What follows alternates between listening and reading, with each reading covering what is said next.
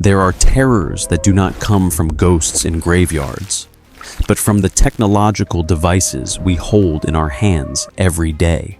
The case in the town of Oak Creek in 2018 is a prime example of this new type of fear: inexplicable intrusion. The story began on an ordinary Tuesday night in mid-November. The main character in this file is a woman named Sarah, 42 years old, a single mother living with her 16-year-old daughter named Emily. Their house was located at the end of a cul-de-sac, where neighbors were quite far apart, and tranquility was considered the standard of living. According to Sarah's account in later reports, there were no warning signs that night. The weather outside was slightly cold. The wind blew gently, hitting the window, but that was a familiar sound of autumn. The clock on the wall showed exactly 2:15 in the morning. Sarah was still not asleep. She was sitting leaning back against the headboard in the master bedroom, scrolling through some work emails on her phone. The whole house was immersed in darkness, except for the pale blue light cast from the screen of her device. The silence was so enveloping that Sarah could hear the refrigerator motor humming downstairs. Her daughter Emily had wished her mom good night and gone to her own room since 10:30 at night. Emily's room was right next to Sarah's room, sharing a short hallway. Suddenly, the phone in Sarah's hand vibrated a short beat. A message notification appeared on the lock screen. The name that appeared made Sarah frown: Emily. Sarah's first reaction was not fear, but annoyance mixed with a mother's worry. She thought her daughter was staying up late, secretly using the phone instead of sleeping for school the next morning. Sarah sighed, intending to text to scold her or go to the room to confiscate the phone.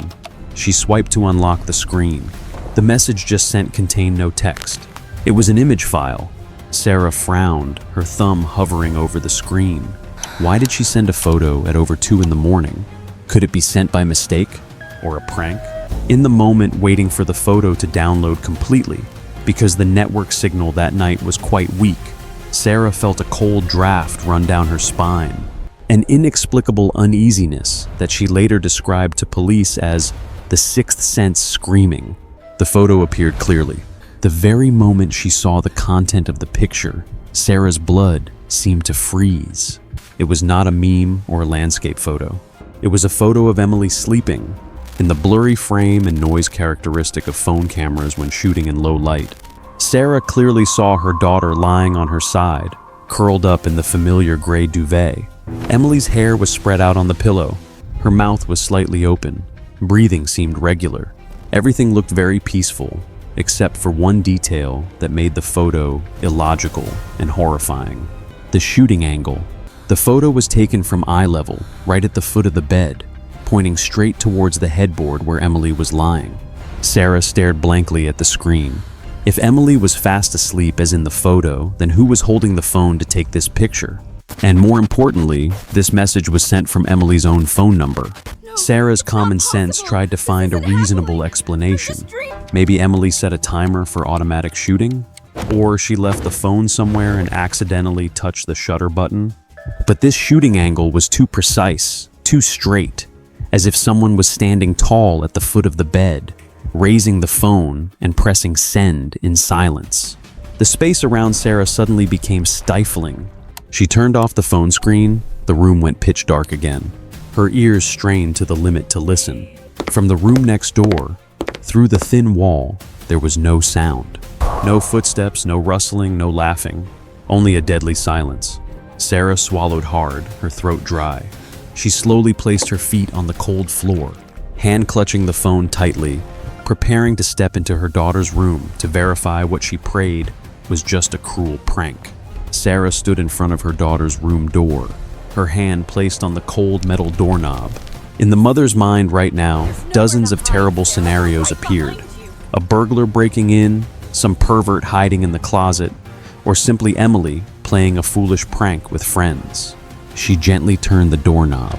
The oak door groaned a small sound, the creaking echoing in the quiet hallway, making Sarah's heart feel like it wanted to jump out of her chest. She held her breath, pushed the door to enter, hand raising her phone high to use the screen light as a flashlight to light the way. Emily's room was submerged in thick darkness. The gentle scent of vanilla, The type of scented candle she often used, still wafted in the air. The light swept across the room. Study desk, neat. Wardrobe, doors closed tight. Window, still locked tight from inside, curtains hanging down, not moving at all. Sarah directed the light towards the single bed placed against the wall. Emily was still lying there, in the exact position Sarah had just seen in the photo. Lying on her right side, left hand loose on the pillow, blanket pulled up to shoulder level. Her breathing rhythm was regular, deep, and slow.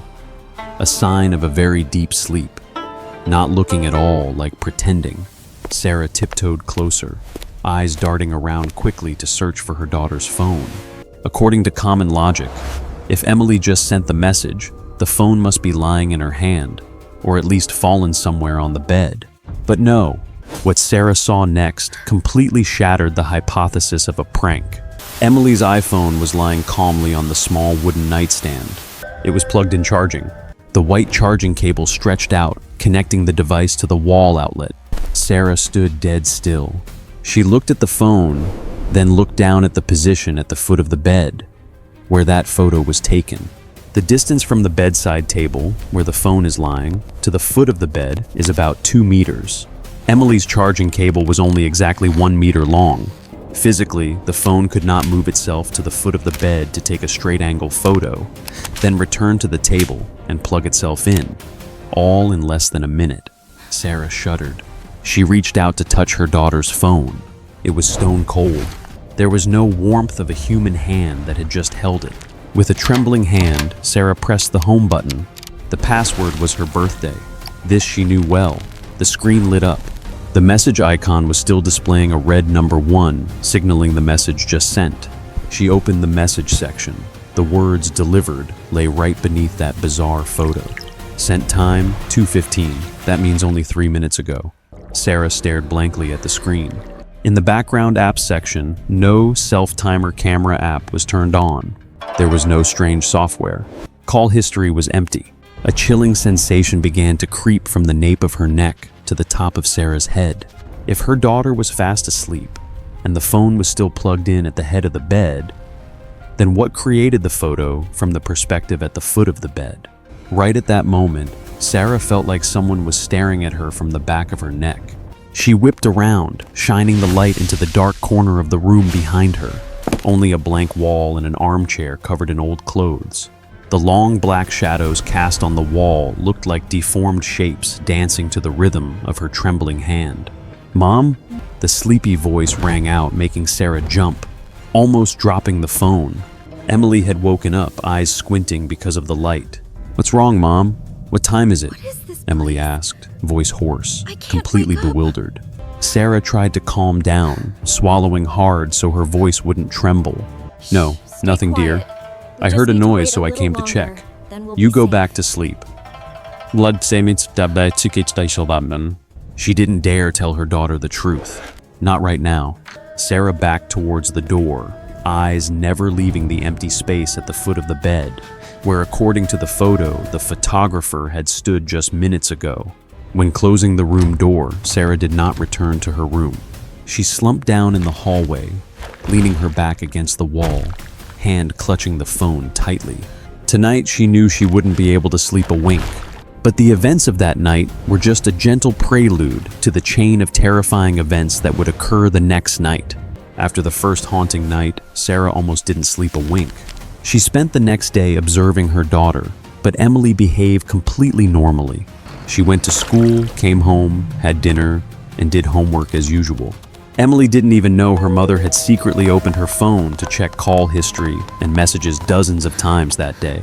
Everything was empty. The photo from last night seemed to have never existed on Emily's phone, even though it was still sitting right there in Sarah's phone. The second night came with a much heavier atmosphere. Sarah decided not to sleep. She brewed a pot of strong tea, sitting right in the downstairs living room, where she could observe the stairs leading to their bedrooms. Time passed slowly.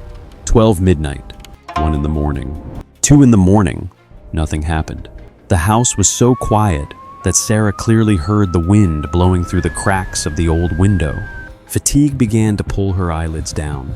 She reassured herself that maybe last night was just a rare technical incident, a network glitch that caused an old photo to be sent late. But at exactly 3:12 in the morning, Sarah's phone on the coffee table lit up. No ringtone, only the screen light flashing in the dark night like a warning. Sarah lunged forward, heart pounding. It was a message from Emily again. Her hand trembled, unlocking it. Another image file was downloading. When the photo appeared fully, Sarah had to cover her mouth with her hand to keep from screaming. If the photo from the previous night taken from the foot of the bed was strange enough, then tonight's photo completely broke ordinary physical rules. The shooting angle was not from the floor. It was taken from high above looking down. In the photo, Emily was still fast asleep, but the view covered the entire bed from a height of at least 2.5 meters. It was like someone, or something, was clinging to the ceiling, or standing precariously on top of the floor-to-ceiling wardrobe, pointing the lens down to capture the girl sleeping below. From this angle, Emily looked truly tiny and defenseless, and even more terrible, in the dark corner of the photo, where the streetlight through the curtain gap couldn't reach, there was a dark blur, looking like a hand reaching out. Sarah threw the phone on the sofa, grabbed the baseball bat she had left ready next to it, and rushed up the stairs. She was no longer tiptoeing. She burst open Emily's room door, flipping the light switch bright. "Someone, come out now!" Sarah screamed, voice cracking with fear. Emily woke up with a start, screaming in terror, seeing her mother rushing into the room with a bat in the middle of the night. But the room was completely empty. Sarah looked up at the top of the wardrobe, the only place that could create the shooting angle in the photo. The thick layer of dust on top of the wardrobe was still intact. No trace of anyone having just climbed up or sat there. The ceiling was flat, stark white, not a crack, not a hiding place. And on the bedside table, Emily's phone was still charging, sitting in its old spot, more than 3 meters away from the wardrobe. The next morning, Sarah used the excuse that Emily's phone had a battery error to confiscate the device. She took time off work, drove straight to the authorized warranty center in the city, more than 45 minutes drive from home.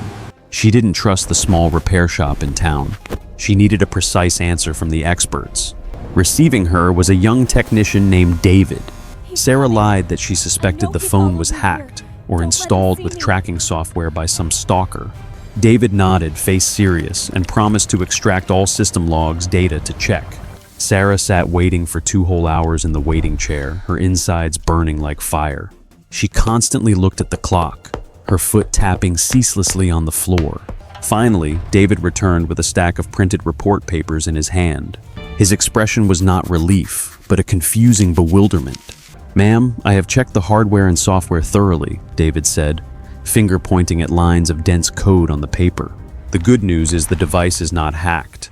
No spyware, no strange external connections, remote access." "Then how were those photos sent?" Sarah asked pressingly, voice tense. David hesitated a bit, then pushed the report sheet towards Sarah. "That is the bad news, or rather the part I cannot explain. The system log records that the device's camera was physically activated at 2:15 the night before last and 3:12 this morning, meaning the camera app was opened, the shutter was pressed, and the image file was saved to cache before being sent via iMessage." He paused a bit, looked straight into Sarah's eyes. "Do you understand me? Technically, this phone confirms that I took that picture. It did not receive the photo from another source." "But that is impossible," Sarah almost screamed, attracting the attention of other customers. "Last night the phone was charging at the bedside. The photo angle was from the ceiling. Unless the phone grew wings and flew to the top of the wardrobe, took the picture itself, and flew back to plug in." David shook his head helplessly. "I can only tell you what the machine recorded. The device's accelerometer did not record any major movement at that time, meaning the machine reports that it was standing still when taking the photo."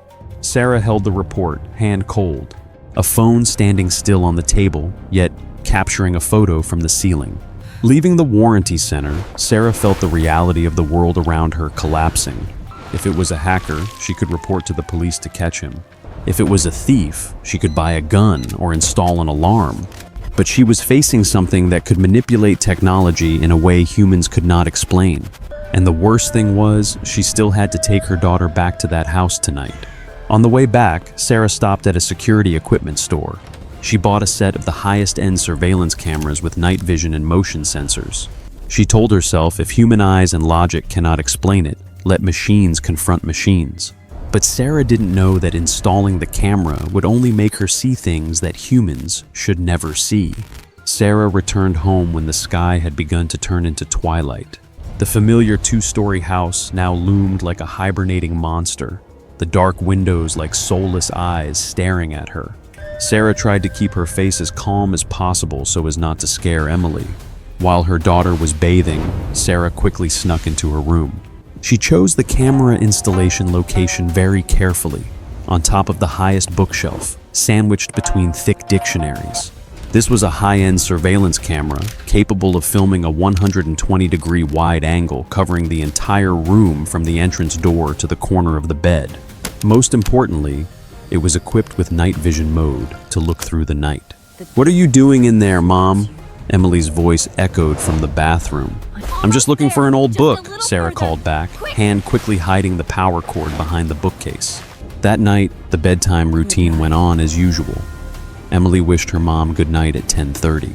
But Sarah did not go to sleep. She turned her bedroom into a miniature observation station. Sarah sat in front of the tablet screen, where the image from the camera in her daughter's room was broadcasting live. The screen was covered in a characteristic green color of night vision mode. Every object in Emily's room appeared clearly but ghostly. The eyes of the teddy bears on the shelf glowed bright like cat eyes. The blanket rising and falling with Emily's breathing rhythm. Sarah glued her eyes to the screen. Next to her was a cup of strong black coffee that had gone cold, and the phone set to the loudest ring mode. 12 midnight, nothing unusual.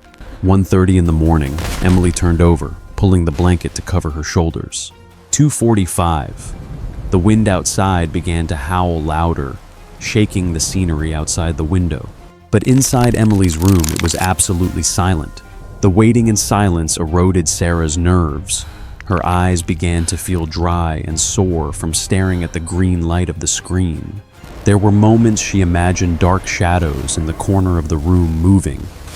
But when she rubbed her eyes and looked again, they were just inanimate shadows.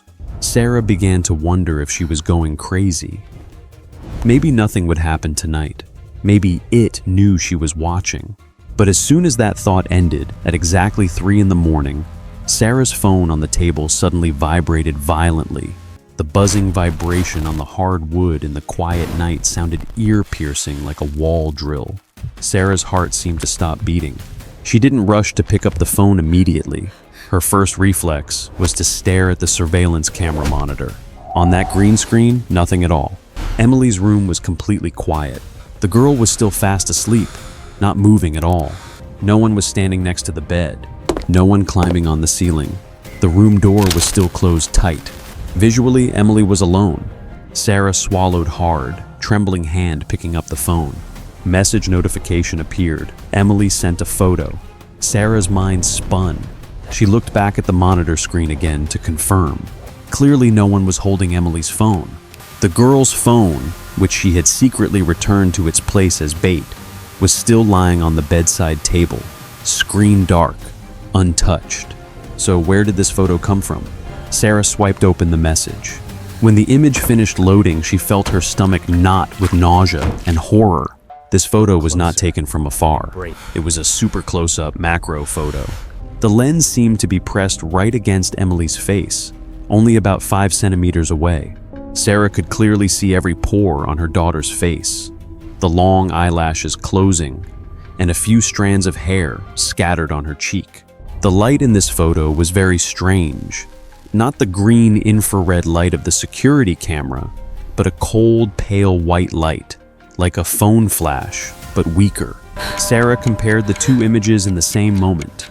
Left side, security camera screen. The whole room empty, Emily sleeping alone.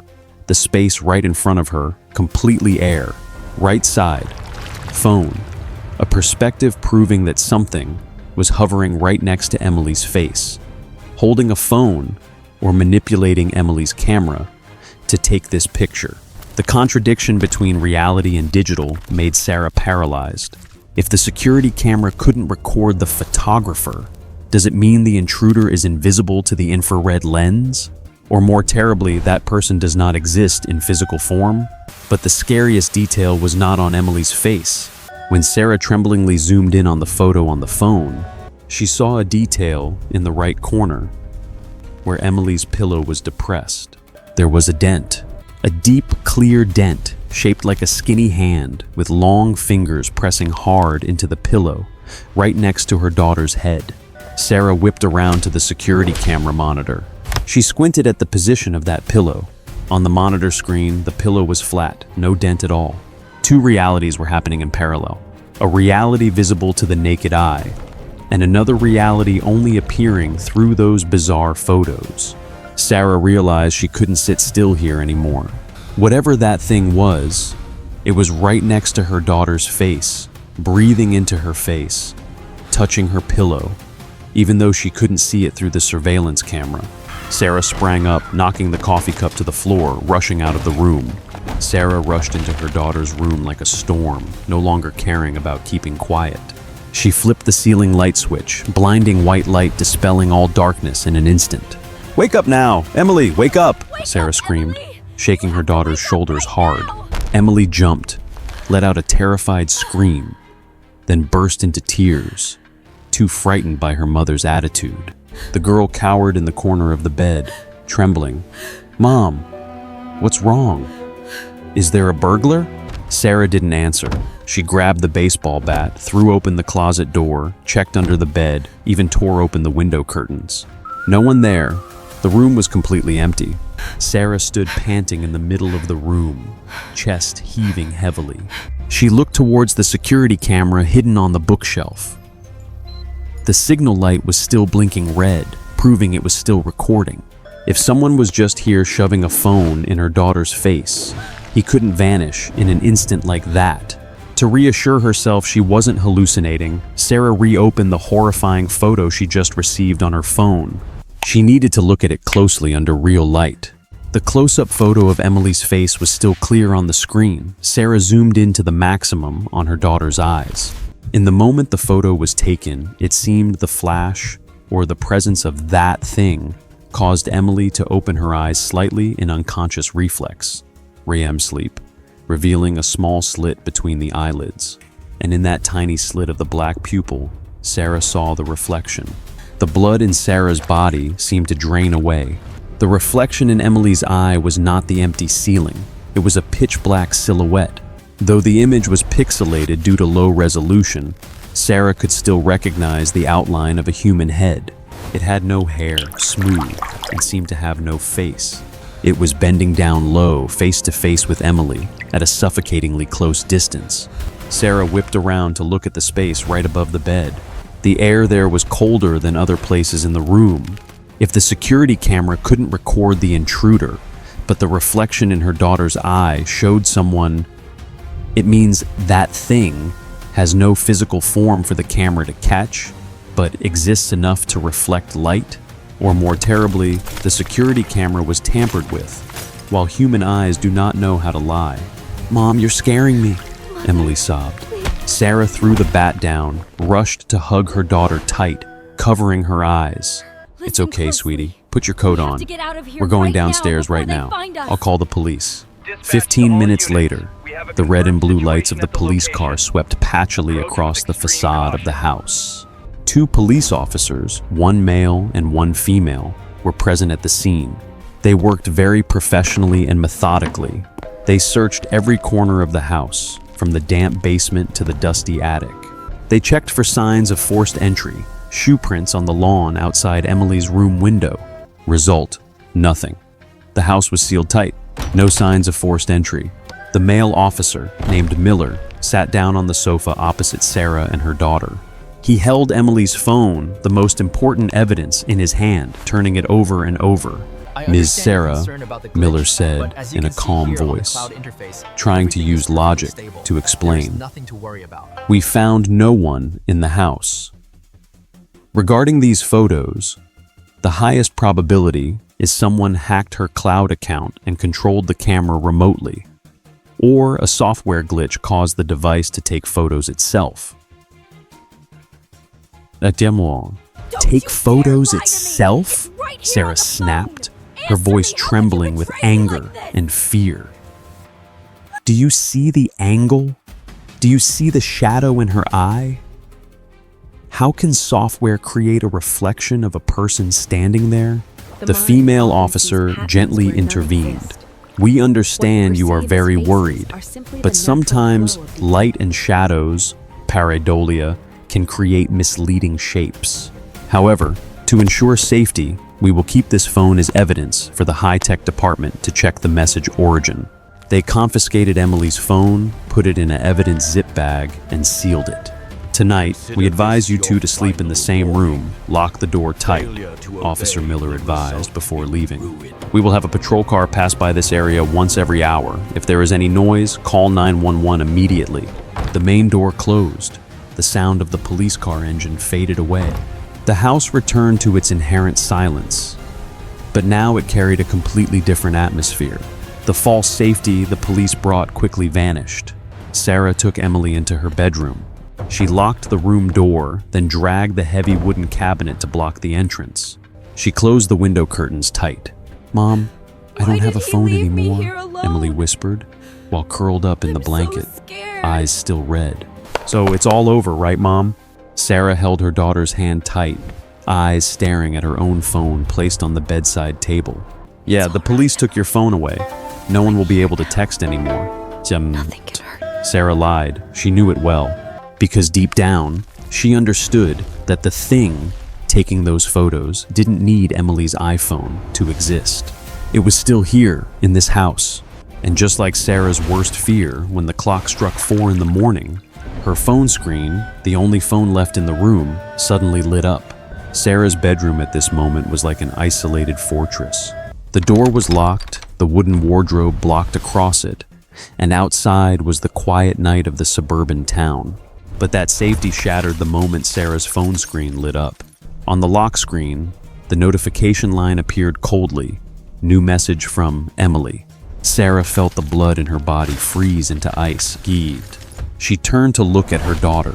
Emily was curled up next to her, eyes squeezed shut in fear, breathing rapidly.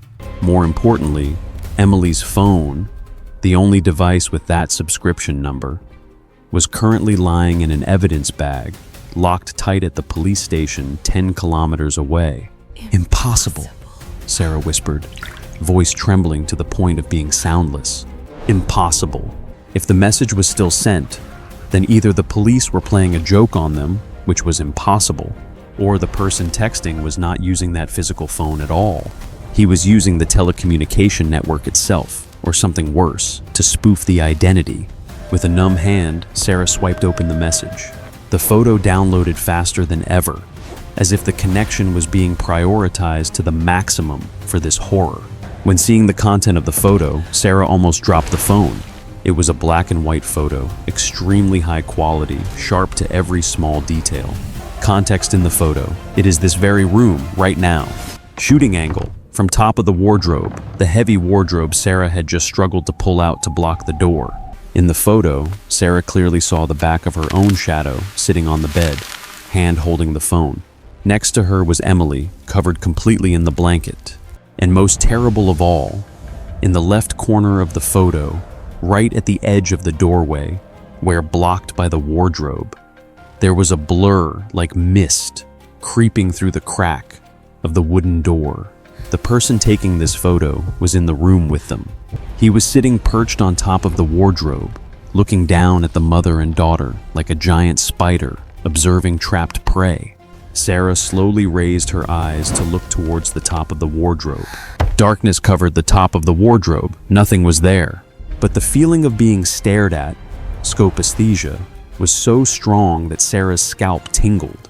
"Mom, why is it so cold?" Emily suddenly spoke, voice shivering.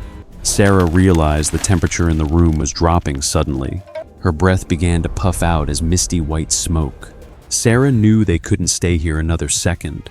She quickly dialed the emergency number 911, but instead of the familiar waiting ringtone, what rang out from the speakerphone was an ear-piercing sound, screeching like metal scratching glass, mixed with the crackle of radio static. See, a whispering, distorted voice rang out from the phone speaker, mixed in that pile of noise. It didn't sound like a human voice, but like it was synthesized from thousands of fragmented sound scraps. Sarah screamed, throwing the phone onto the mattress. Immediately, the ceiling light in the room began to flicker madly. The click, click, click. Sound of flickering electricity rang out like a countdown. In the moments the light went out, the room plunged into total darkness. In the moments the light flashed, Sarah felt like objects in the room were moving positions. Sarah's phone, though thrown on the mattress, kept lighting up continuously. It didn't vibrate in beats anymore, but vibrated continuously, creating a long, unending bzzz sound on the spring mattress. Image messages appeared on the lock screen one after another, rapid fire like a machine gun. First photo, taken from the wardrobe angle. That thing seemed to have jumped to the floor. Second photo, 3 seconds later, taken from mid-room, low angle, waist level. It was approaching the bed. Third photo, 2 seconds later, taken right by the bed edge. Sarah grabbed her daughter's hand, shouting over the noise of unstable electricity. "Emily, run! We have to run to the car!" "But the door is blocked, Mom!" Emily screamed, crying. True. The wooden wardrobe Sarah used to protect them had now become an obstacle trapping them together with this invisible monster. Sarah rushed to the wardrobe, using all the strength of a panicked mother to push it away. The heavy wardrobe budged inch by inch, the sound of wood scraping against the floor screeching. Behind her, the phone still vibrated violently. Another photo was just sent. Sarah didn't dare turn back to look, but she knew what it captured. It captured her back arching to push the wardrobe. That person was standing right behind her. Freezing cold breath was blowing on her neck, carrying the metallic smell of rust and the moldy smell of abandoned houses. "Quickly, child!" Sarah screamed when she created a gap, just wide enough for a person to squeeze through. She pushed Emily through the door crack first, then squeezed herself through after. As soon as Sarah's foot touched the outside hallway, the bedroom door behind her slammed shut with a bang so hard, the frame shook, as if an angry, invisible force had just shoved it violently. Inside the locked bedroom, Sarah's phone continued to vibrate with the final message notifications of the night. Sarah gripped Emily's hand tightly, dragging her daughter running desperately down the stairs. The sound of the mother and daughter's footsteps thudded on the wood, echoing throughout the empty house. But behind them, the space was not silent at all. There was a heavy creaking sound, chasing, like the sound of dry bone joints rubbing together, moving at extreme speed. Sarah dared not turn her head back. She hurriedly grabbed the car keys on the hallway cabinet, the other hand still clutching the phone, an unconditional reflex of a modern human even in extreme panic. Mother and daughter rushed out the front door, the November night wind slapping their faces cold as a knife cut. They rushed to the SUV parked in the front yard. Sarah pressed the unlock button, pushed Emily into the passenger seat, then hopped into the driver's seat. She pressed the central locking button immediately. The click of the door latch rang out, bringing a slight sense of fragile safety. Sarah's trembling hand inserted the key into the ignition. She tried to start the car, but fingers slippery with cold sweat made the key drop to the car floor. "Mom, hurry up!" Emily screamed, hand pointing at the driver's side window. Outside, the streetlight flickered. Their house stood towering in the night, the main door still wide open like a gaping black mouth. And from within that darkness, it felt like the night was spilling out, crawling down the steps towards the car. Right as Sarah bent down to pick up the key, the phone in her hand vibrated one last time. The screen lit up brightly in the cramped space of the car. Sarah unconsciously glanced at it. No text messages, only a photo just finished downloading. Time seemed to stop. The photo captured the interior inside this very car. Shooting angle from the back seat right in the middle of the two front seats. Content. Shot of Sarah and Emily's napes. And a gray, elongated hand with swollen knuckles reaching out, about to touch Sarah's shoulder. That person was in the car, right behind them. Sarah screamed a terrified scream, no longer sane enough to look in the rearview mirror. She grabbed the key, jammed it into the ignition, and twisted hard. The engine roared, Sarah floored the gas pedal. The car lunged forward, tires screeching ear-piercingly on the asphalt, shooting off into the night. She drove like a madman, running every stop sign, just wanting to get as far away from the house and that chasing darkness as possible.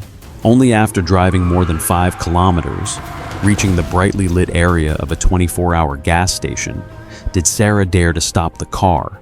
She and Emily rushed out of the car, trembling and hugging each other under the neon lights.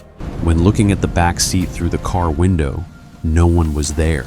The police received Sarah's call and came to check the house for the second time that very night. This time, they went with the Special Task Force, SWAT, because of the serious nature of the testimony. They searched the entire house, the garden, and the small forest behind. The result was the same. No traces of humans found. No strange fingerprints, no muddy shoe prints, no hair strands or DNA samples not belonging to Sarah and Emily. However, this case was not completely closed because of a single clue found in the memory card of the security camera Sarah had installed. The video recorded at 4 in the morning, the time the mother and daughter were trapped in the bedroom, was mostly heavy static. The screen was full of horizontal stripes and white noise, but forensic technical experts isolated a single clear frame at the 40-second mark. The photo extracted from the camera showed the chaotic bedroom after Sarah pushed the wardrobe out. But in the corner of the room where the darkness was thickest, an entity stood there. It was tall, touching the ceiling. Its body was absurdly thin, oversized limbs dangling down to the floor. Its face was completely smooth, no eyes, no nose, no mouth. But its posture, head slightly tilted towards the phone Sarah left on the mattress earlier, evoked a terrifying intellectual curiosity. It didn't look with eyes, it looked through the camera lens. That photo became the only proof that Sarah's family was not paranoid. But it was also the dead end of the investigation. No one knew what it was, where it came from, and why it chose Sarah's family. Aftermath. Sarah sold off that house at a dirt cheap price just a month later. Mother and daughter moved to live in a crowded apartment complex in another state. Their lives gradually returned to normal, but there was a permanent sequel that could not be erased. Sarah and Emily never used smartphones again. They went back to using old brick phones, no camera, no internet connection. In their apartment, every camera on laptops was taped over with thick black tape. Smart TV was disconnected from the network. Sarah believed that that thing did not haunt the house. It was not a ghost attached to the land. It was an entity living in the data stream, moving through radio frequencies. It resided in the electronic clouds where we upload photos every day. And every time she passed someone engrossed in taking a selfie, or seeing a child sleeping next to a charging phone, Sarah shuddered. She wondered if in the photo they just took, in some hidden corner, a faceless face was appearing, staring at them. Because you are never truly alone when you are connected.